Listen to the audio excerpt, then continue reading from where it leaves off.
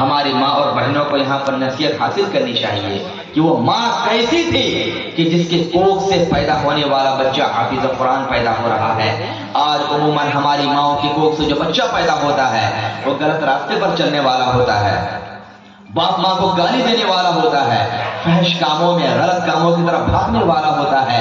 آخر ہمارے بچے، ہمارے نوجوان اپنے باپ ماں کے نافرمان کیوں ہوتے ہیں؟ اس کی بہت بڑی وجہ یہ ہے کہ آج ہماری مائیں دین سے بہت دور ہو چکی ہیں، بہت دور ہو چکی ہیں۔ یقین جانے جب تک مائیں نیک اور پرہیزگار نہیں ہوں گی ان کے کوکھ سے پیدا ہونے والا بچہ کبھی بھی نیک اور صالح نہیں بن سکتا ہے۔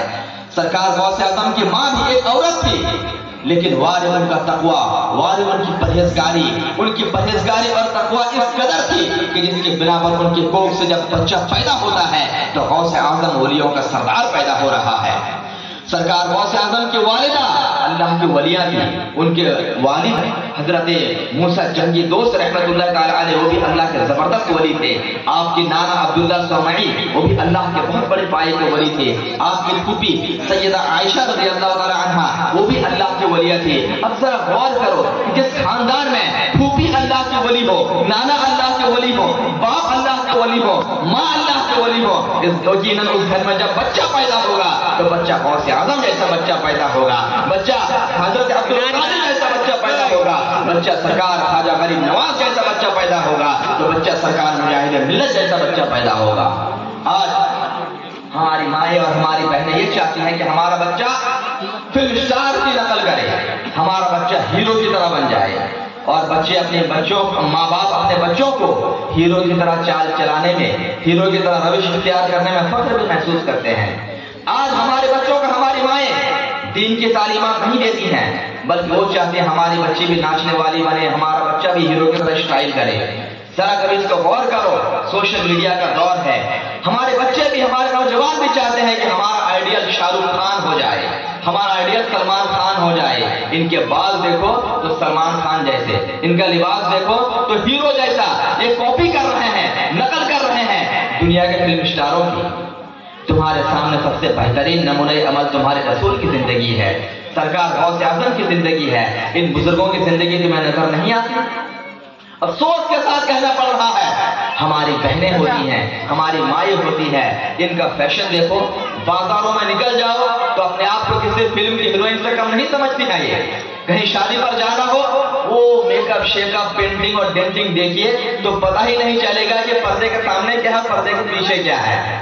اللہ اکبر کبیرہ۔ میری ماں اور میری بہنوں ذرا غور کرو، یہ پینٹنگ ڈینٹنگ تمہارے لیے اصل چیز نہیں ہے، تمہارے لیے نمونہ عمل یہ پینٹنگ نہیں ہے، یہ دنیا کی ہیروئن جن کی تم کاپی کر رہے ہو یہ تمہیں جنت میں لے جانے کے ضامن نہیں ہے، یہ تمہارے لیے صحیح نمونہ عمل نہیں ہے۔ ارے تمہارے سامنے رسول کی بیٹی سیدہ فاطمہ زہرا کی زندگی ہے، ان کے فالو کرو، ان کو فالو کرو۔ حضرت غوث اعظم کی ماں ام الخیر فاطمہ ہے، ان کو کاپی کرو۔ حضرت غوث اعظم کی پھوپھی سیدہ عائشہ ہیں، ان کی کاپی کرو۔ اگر تمہیں نقش قدم پر چلنا ہے اللہ کے ولیوں کی ماں کے نقش قدم پر چلو، رسول کی بیٹی کے نقش قدم پر چلو، اس میں تم یہاں بھی کامیاب رہو گی اور وہاں بھی کامیاب ہوتی بھی نظر آؤ گی۔ آج بیٹیوں کو مائیں چاہتے ہیں چھوٹا چھوٹا لباس پہنانا اور ان کو نچا کے ان کے اسٹیٹس لگایا جاتا ہے، اور بڑی فخر محسوس کرتی ہے کہ میری بیٹی ناچ رہی ہے، دیکھو کہ اس کے نانا کو ویڈیو بیچتی ہے، کبھی باپ کو ویڈیو بیچتی ہے، کبھی بھائی کو ویڈیو بیچتی ہے کہ دیکھو میری 4 سال کی بچی ہے، کتنا اچھا اسکرٹ پہنی ہے، چھوٹا سا لباس پہنی ہے اور کتنا اچھا ناچ رہی ہے، اس میں گانا فٹ کر کے اس کا اسٹیٹس بنایا جا رہا ہے۔ میرے عزیزوں کبھی غور کرنا، آج جو بچی 4 سال کی ہے، چھوٹی ہے، تم سمجھ رہی ہو کہ میں اس کو نچا کر پار پا جاؤں گی؟ نہیں میرے عزیزوں، آج 4 سال کی ہے، وہ نہ سمجھ ہے، تمہیں تو اللہ نے سمجھ دیا ہے نا۔ آج تم اس کو نچا کر اس کی عادت کو خراب کر رہی ہو، اسے چھوٹا لباس پہنا کر تم اس کی عادت کو خراب کر رہی ہو۔ کل ایک دن وہ آئے گا جب وہی بچی 15 سال کی ہوگی، 16، 17، 18 سال کی ہوگی، تو وہی بچی تمہیں نچاتی ہوئی نظر آئے گی۔ جب بچی ایک دن ایسا آئے گا تمہارے ہاتھ سے نکل جائے گی، کالج میں اس کے بوائے فرینڈ ہوں گے، وہ اجنبی کے ساتھ کہیں بازاروں میں گھومتی نظر آئے گی، مارکیٹ میں گھومتی نظر آئے گی۔ کل وہی بچی جب گھر سے چھٹ کر بھاگ جائے گی تو تم تکیے میں منہ چھپا کر رونے کے سوا کچھ بھی نہیں کر پاؤ گے، تب افسوس کرو گے ہائے میں نے کیا کر دیا۔ ان چیزوں پر غور کرنا کہ آخر ہماری بچے گھر سے کیوں بھاگ رہی ہیں.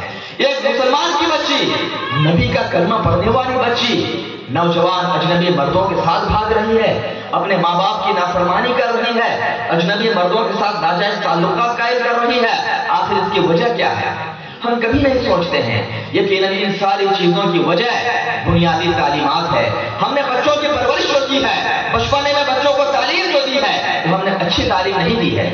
اگر ہم بچپن سے بچوں کو اچھی تعلیم دیتے، ان کی پرورش اس طریقے پر کرتے جو ہمارے بزرگوں نے کیا ہے، ہمارے نبی نے بچوں کی تربیت کی ہے، جو ہمارے قرآن و حدیث میں تربیت کا حکم دیا ہے، اگر ہم اپنے بچوں کو اس طریقے سے پالتے، اس طریقے سے بڑا کرتے، تو یقین جانو تمہاری بیٹی بھی سیدہ فاطمہ زہرا کی کنیز بن کر دنیا کو دکھا دیتی ہے، حضرت عائشہ صدیقہ کی خادمہ بن کر دنیا کو دکھا دیتی ہے. پھر وہ بیٹی اتنی متقی ہوتی، اتنی پارسا ہوتی کہ وہ اپنے گھر پر جب ہاتھ اٹھاتی اور اپنے باپ کے لیے دعا کرتی، اپنے ماں کے لیے دعا کرتی، تو پروردگار عالم اس کی ہر دعا کو اپنی بارگاہ میں قبول فرماتا.